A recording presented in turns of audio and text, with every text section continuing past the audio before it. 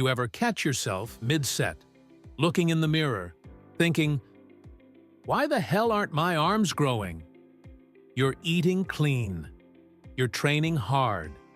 You're doing all the right exercises. And yet, no matter how many curls, drop sets, or supersets you squeeze in, your biceps just won't pop. They stay soft, flat, hidden under your sleeves. Meanwhile, other guys at the gym with worse form and smaller frames are walking around with thick, round arms that demand attention. And then it hits you. Maybe it's your genetics. Maybe your arms just weren't meant to grow. But that's a lie you've been sold. Here's the truth. Your biceps aren't growing because of 7 critical mistakes hiding in plain sight. And no, it's not because you're not using enough supplements or because you're not on something. The fitness industry wants you to think you need a fancy pre-workout or a $70 protein powder or worse, hormones to fix your lack of progress. But in reality, you're probably just making small training errors that compound over time and block your gains completely. Errors that feel right, that look like hard work, but are silently destroying your chance at real muscle growth. Today, I'm walking you through each of those 7 mistakes, one by one, and giving you the exact fix for each. No fluff, no bro science, just real, practical adjustments that can turn flat arms into thick, sleeve-busting biceps. And mistake number 5? That's the one that almost every guy, even experienced lifters, gets wrong. If you skip that part, you might as well stop training today. So lock in. Take notes. Because this isn't just another how to curl video, this is the bicep breakthrough you've been waiting for. If this is already hitting close to home, hit that subscribe button. Because what's coming next might just change the way you train forever. 1. You're always hitting the same part of the biceps. Here's the hard truth most people never realize. You're not really training your biceps. You're just repeating the same movement in 5 different ways. Barbell curl, dumbbell curl, concentration curl. They all look different. But what's actually happening under the skin? You're hitting the exact same region of the biceps over and over again. Same angle, same elbow position, same stimulus. And you wonder why they're not growing. The biceps have 2 heads. The long head, which gives you that high, peaked look from the side, and the short head, which fills out the thickness of your arm from the front. If you only train one, like most people do, you're literally leaving half your gains on the table. Let me put it this way. It's like trying to grow your chest by only doing incline bench press. You'll build something, but it'll never look complete. So what's the fix? Simple. Train both heads, intentionally. To target the long head, you need exercises where your elbows are positioned behind your torso. Think incline bench curls or Bayesian curls. These moves stretch the long head fully and create deep mechanical tension, which is what drives real growth. To hit the short head, flip the position. Your elbows should be in front of your body. Spider curls, preacher curls, Scott curls. These force the short head to take over. But even if your angles are right, you could still be limiting your gains by always using the same equipment. Dumbbells have one resistance curve. Cables offer another. Machines create stability that lets you focus purely on contraction. So mix it up. Use all the tools. Not just because it feels cool, but because each one challenges your muscle in a different way. Bottom line, variety with intention is what leads to biceps that actually grow. Not just doing more curls. Oh, but there's something else that kills your biceps gains before you even pick up a dumbbell. 2. You always train biceps at the end of your workout. Let me guess. Your biceps workout starts after you've already crushed your back day. You've hit rows, pull-downs, maybe some deadlifts. And then, once you're fully drained, you pick up the curls. Sound familiar? That's a recipe for weak, understimulated biceps, no matter how hard you train them. Think about it. By the time you get to your arm work, you've already burned through your glycogen, your CNS is fried, and your arms are fatigued from all the pulling. What's left? Not enough strength, not enough focus, and definitely not enough intensity to trigger growth. So your curls become just another cool down. Your form suffers, your mind-muscle connection fades, and the weight you're lifting is nowhere near your actual capacity. The result? Minimal tension, sub-maximal stimulus, no growth. If you want bigger biceps, you have to treat them like a priority, not an afterthought. Here's how to fix it. Option 1. Dedicate a full session just for biceps and maybe another small muscle group like triceps or abs. That way, you're fresh, locked in, fully focused. Option 2. Alternate your training order. 1 week, hit biceps first. The next, hit them last. That shift alone can reignite growth. Option 3. Spread your biceps work across multiple days. Start a push day with a few sets of curls. Throw in some hammer curls at the beginning of a leg day. Small doses, high quality. You can even kick off your back workouts with compound moves that hit the biceps secondarily, like chin-ups or heavy rows. Then dive straight into isolated biceps movements when your arms are already engaged. The key is simple. Stop waiting until the end of your session, when you've got nothing left in the tank. Train them when it counts, when your energy is high and your focus is sharp. Because your body only grows what you prioritize. And the next mistake? It's one that sneaks into even the best planned workouts and ruins your progress without you even realizing it. 3. You're losing tension, right when it matters most. Here's a question nobody's asking. Are your biceps actually working during your curls? Or are they just riding the motion? Most people don't realize this, but muscle growth comes down to one main factor: tension. Not just weight, not just reps, but constant mechanical tension that the muscle has to fight through, from start to finish.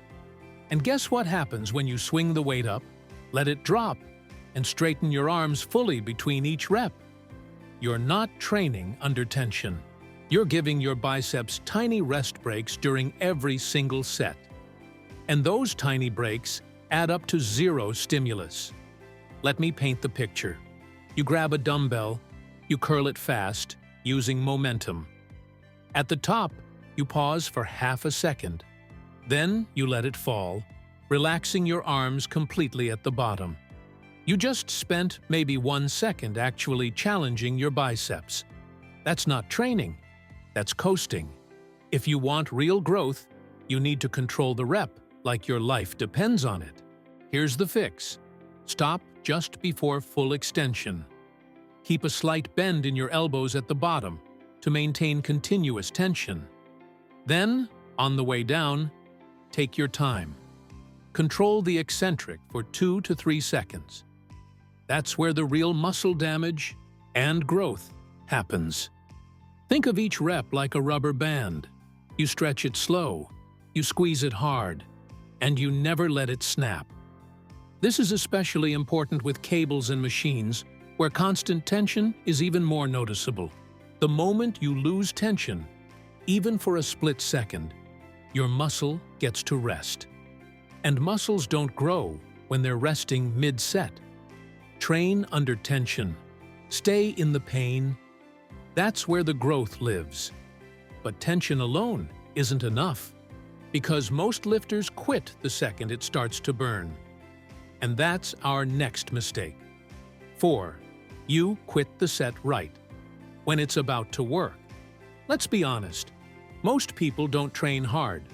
They train until it's uncomfortable, then they stop.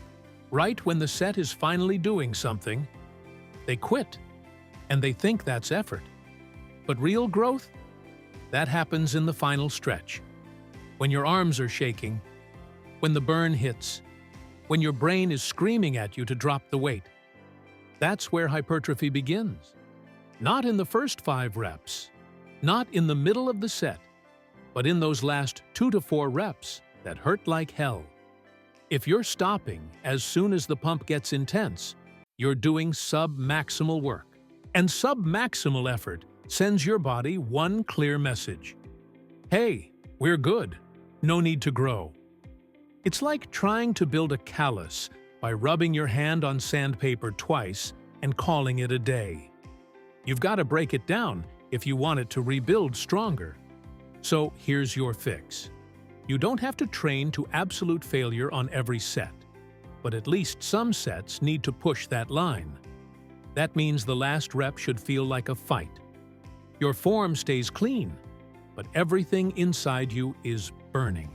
And when you can't do another clean rep, you've still got options. Try partial reps. Use the top half of the curl or the bottom half, wherever you've still got strength. It's not cheating. It's smart.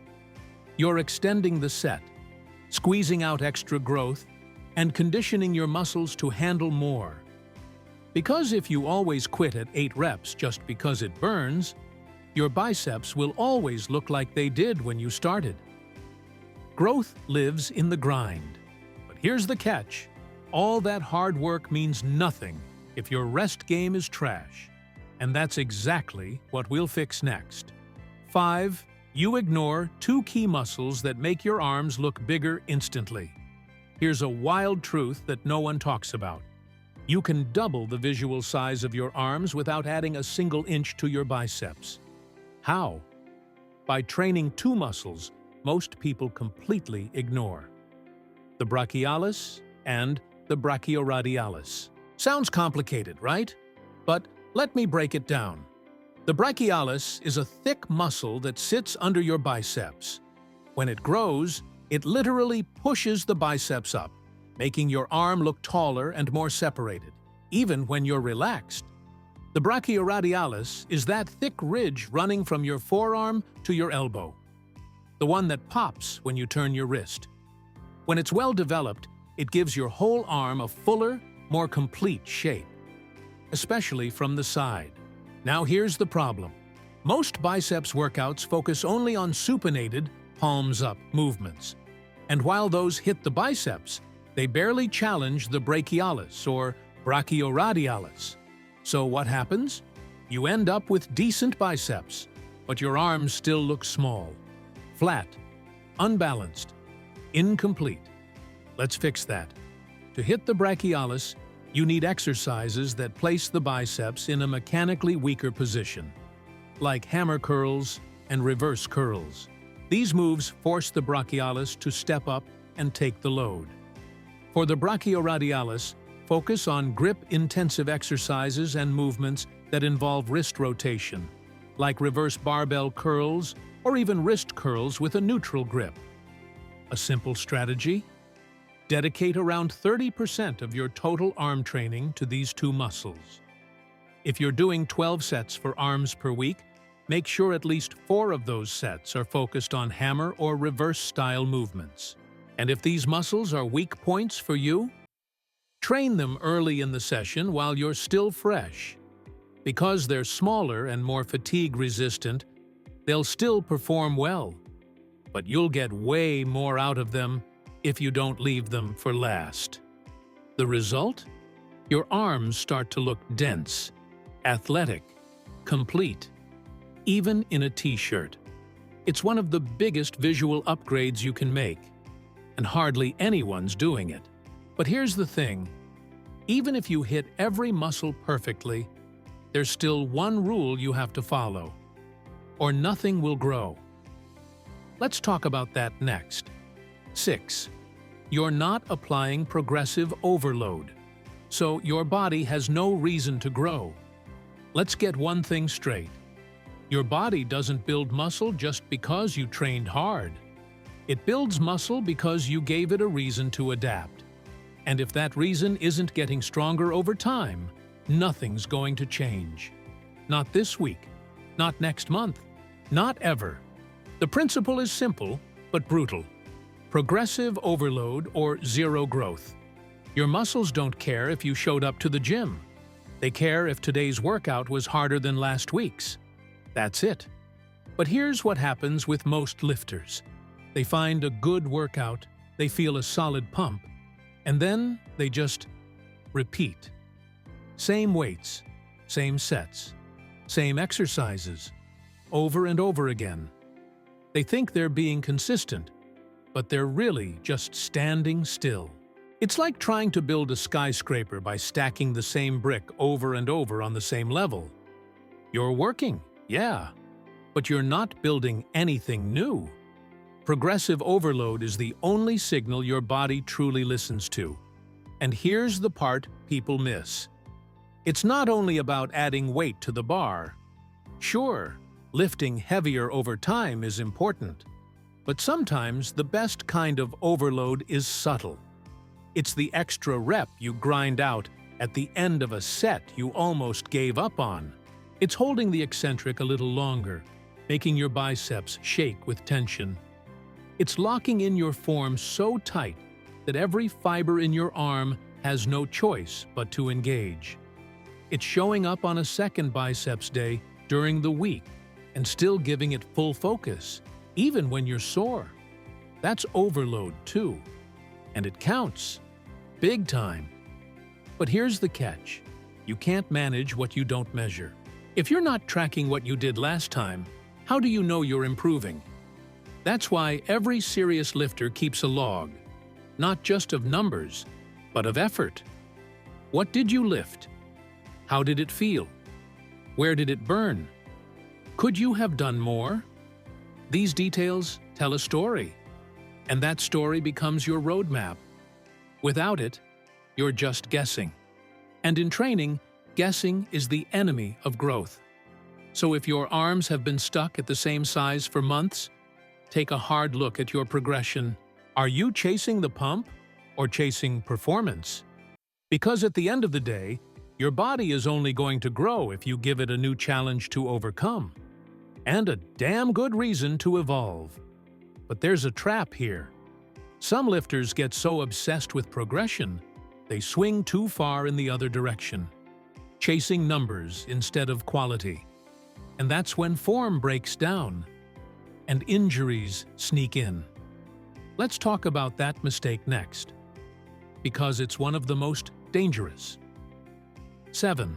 You're lifting too heavy, and your biceps aren't even doing the work. Let's be real. There's ego lifting, and then there's straight-up wasting your workout. You've seen it. Guy grabs the heaviest dumbbells on the rack, swings them up like he's in a rock concert, leans back, twists his whole torso, and calls it a bicep curl. But here's the brutal truth. The heavier the weight, the less your biceps actually do, if your form isn't locked in. Because the moment the load exceeds what your biceps can handle on their own, your body cheats. It recruits everything it can to help. Your shoulders, your back, your hips, even your legs get in on the action. The result? You're using massive weight, but your biceps are only getting a tiny fraction of the tension. And worse, you're putting your joints, your lower back, and your tendons at serious risk. The irony? You'd be better off lifting half the weight with full control and a clean rep than throwing around heavy dumbbells just to feed your ego. Your biceps respond to one thing: targeted tension. Not momentum, not total body swing, just raw, isolated force placed directly on the muscle fibers you're trying to grow. And here's the kicker. When you lower the weight and focus on perfect form, you actually feel the biceps working harder. You get deeper contractions, more controlled eccentrics, better mind-muscle connection, and over time, more growth. Try it. Just for a few weeks, scale your weights back to about 60 or 70% of your max. Make each rep a slow, intentional grind. No momentum, no bouncing, no shortcuts. What you'll notice is shocking. Your arms will feel like they're doing more. And they actually are. Because muscles don't grow from showing off. They grow from precise tension, smart progression, and technical mastery. So ask yourself, are you really training your biceps? Or are you just moving heavy things around and hoping they grow? Fix this, and you won't just avoid injury. You'll unlock a level of growth most lifters never reach. But even with perfect form and smart progression, there's one last mistake that can still ruin your results. And it has nothing to do with how you train, but when. Let's get into it. Bonus. You're training biceps, but not often enough to grow. Here's the sneaky truth that might be holding you back. You train biceps, but not often enough for real, lasting growth. Now I know what you're thinking. But I hit arms every week. Yeah, once, maybe twice if you're lucky. But science is clear on this now. For natural lifters, training a muscle group only once a week isn't optimal. That's like watering a plant once every 7 days and expecting it to grow like a jungle. It doesn't work. Muscle protein synthesis, the biological process that actually builds muscle after training, stays elevated for about 36 to 48 hours. After that, your body goes back to baseline, which means if you train biceps on Monday and don't touch them again until the next week, they spend over 70% of the time doing absolutely nothing toward growth. Meanwhile, you're hitting other muscles multiple times: back, chest, even legs. So your biceps slowly fall behind. And the worst part? You don't even realize it. Now imagine splitting your biceps volume across 2 or 3 sessions instead. Instead of 9 sets in one day, you do 5 sets on Monday and 4 on Thursday. Same volume, but spaced out to trigger more frequent growth signals. It's like sending your muscles 2 reminders instead of 1. Hey, time to grow. Again. And here's where it gets even more effective. You don't have to dedicate full workouts to biceps. Just tag on a few high-quality sets to other sessions. Start your push day with curls. Finish leg day with hammer curls. Keep the frequency high, and the quality even higher. Of course, recovery matters. You can't just stack volume endlessly. But most people are so far on the undertraining side, just increasing frequency, without adding more total sets, already makes a huge difference. The real magic? You start to feel more connected to your biceps, more engaged, more in control of every rep, and that alone leads to better results. Because if you only train them once a week and expect massive arms, you're not undertrained, you're understimulated. Now that we've cleared that up, let's bring this all home with something most lifters need to hear, especially if they're tired of spinning their wheels. So let's bring it all together. If your biceps still haven't grown the way you want, it's not your genetics, it's not your age, and it's definitely not your supplements. It's these small, invisible mistakes that have quietly held you back. For months, maybe even years. You weren't training the full muscle.